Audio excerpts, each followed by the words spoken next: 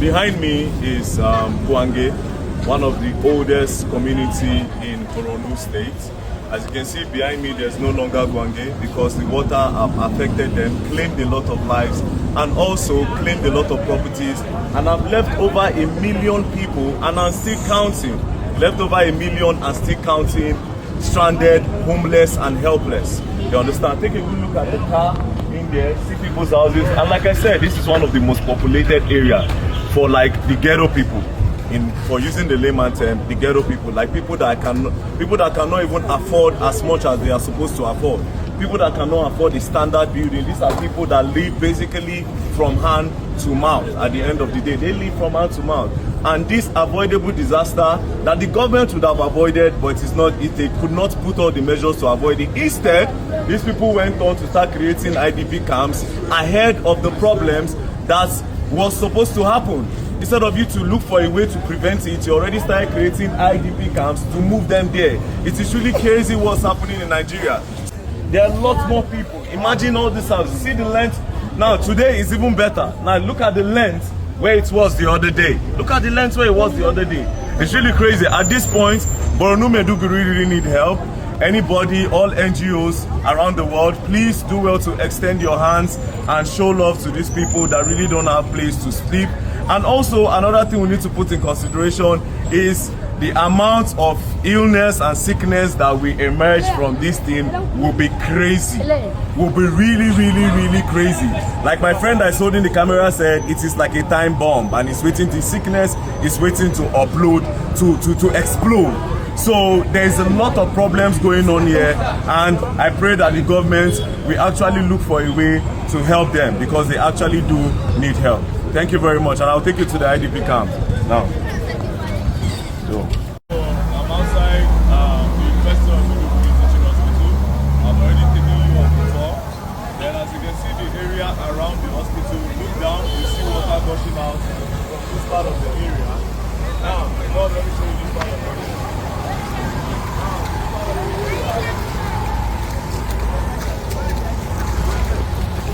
This part you are seeing, this is a road.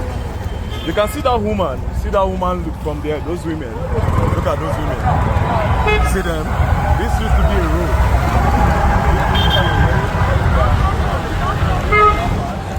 You have to go deep inside the water. All this side, the road has been covered.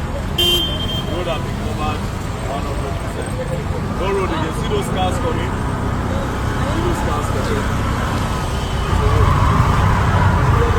So everything the floor. So is this water now? So imagine the current of water that is flowing from this part. This is now the water has subsided and it's still rushing inside. That subsided and it's still rushing inside. So imagine when the whole flooding started. Imagine the current and the pressure of water that was going straight inside the University Teaching Hospital, where millions and billions were put into, a lot of machines, a lot of equipment have spoiled, you know. And like the CMG said, he said when they got all those machines and equipment, dollar was about 360, and now dollar is against, because now dollar is about 1,600. So imagine the amount of dollars, billions of dollars that will be used to replace the equipment.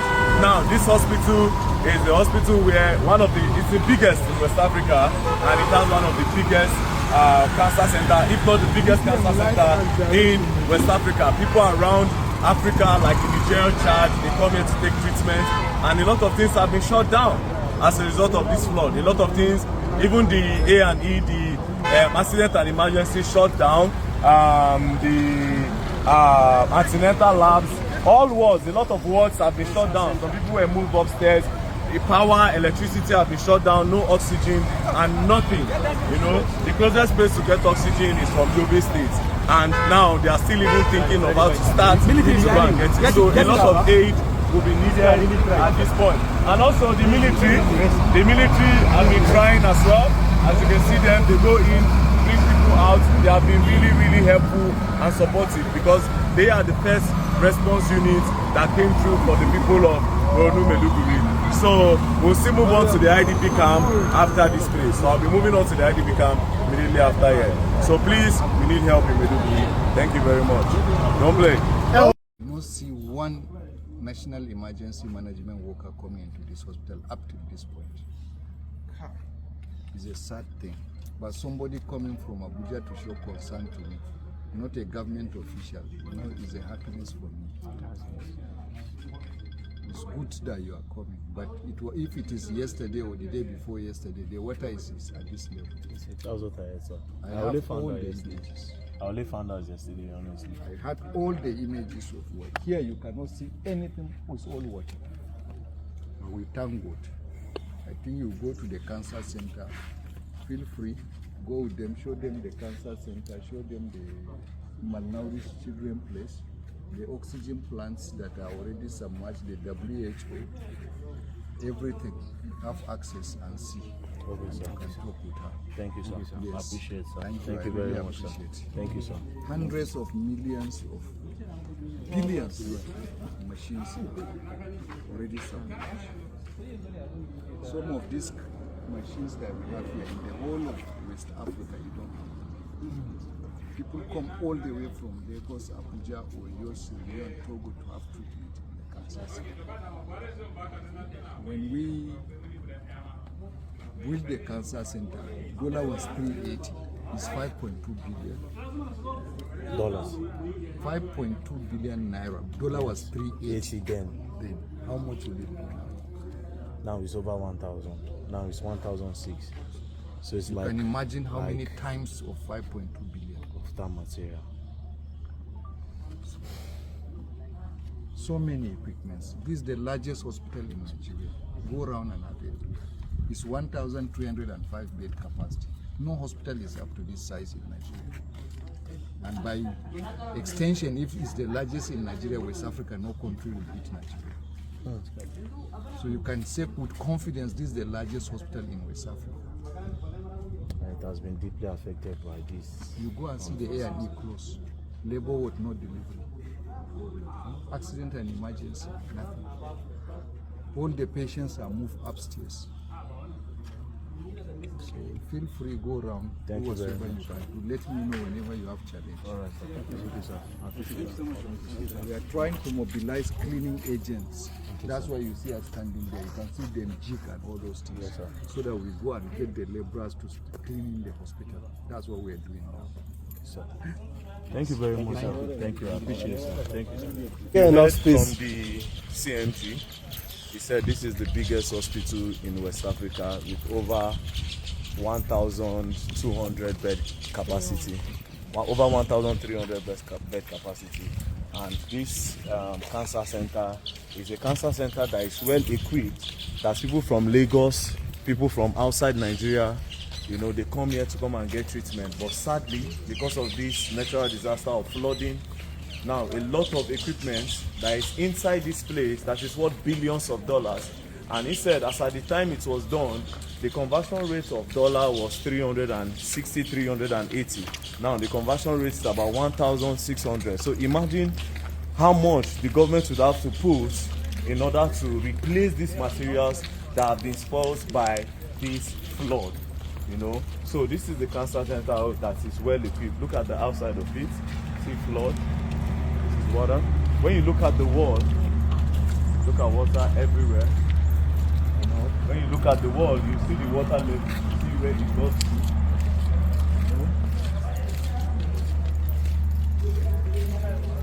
Can we go inside, man? So please. So this sand is being put here in order to at least. They have washed it. Okay. So that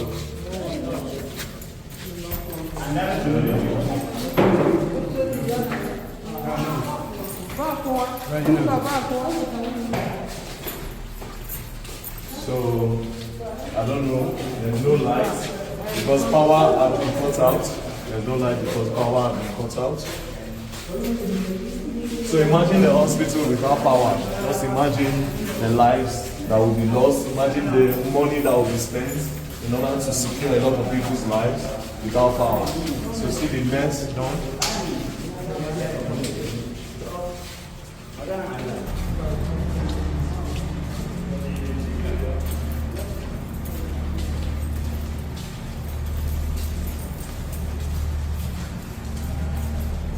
Careful with your steps, bro. Careful. Show Mama too that is helping us. After taking a lot of people around, she still decided to show us the level of damage that has been done here. So she has been working tirelessly, you know. So she has been working tirelessly since this thing started. Look at the damage that has been done here. See, look at the mud of the water on the ground. This place is slippery, my bro. Yeah. Please be careful. No, Slippery. you have to be extra careful. It's slippery. It's slippery, my bro. It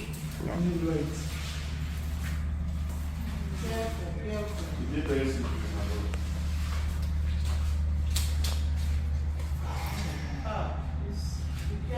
Yes, ma'am. Yes, ma'am. Careful. Can you imagine?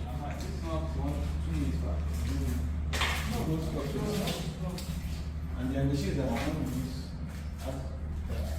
the old machines, I think they are new machines that are not using and this now. No, they are. They are still, they started using that one. They started using this one. So let's see. Very sleepy. It's all lights. Please. Put out lights. You have lights. A very dark man has entered a very dark room. Yes, sir. Yes, sir. These are Another the Alexa. destroyed. All these machines. All these machines. Ah. Can you imagine this?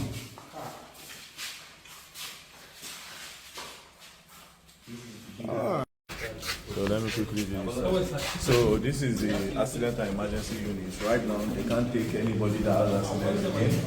Nobody can be admitted here because there's nothing to treat them with. As you can see, everything has been flooded. Look at this part. Look at this part. See. Done. Done. Done. There's no way to take you in. I would have loved to. Can't go there. So even if anybody got in an accident, there's nowhere to take you to. Now, this state is currently on. They will lack a lot of things this period. They just have God. Now, the only God they will look up to, because help cannot come immediately. You understand? This is a state that, first of all, insurgency in this state. Secondly, there's hunger, and as well as the fuel price. You know, now children will have to, people will have to start begging to eat, and now this natural disaster has come in the name of flooded everywhere, scattered a lot of things, scattered properties, scattered lives, scattered people's houses, put a lot of families in the IDP camp, a lot of children, a lot of families stranded, a lot of people, their life lost, a lot of life lost, cannot even, a lot of life lost are still counting. So right now I can think about over 100, over 1,000. Because the houses that have been lost is over 300,000. So just imagine the lives that have been lost.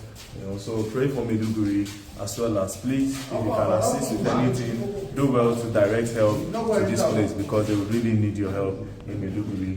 Thank you very much.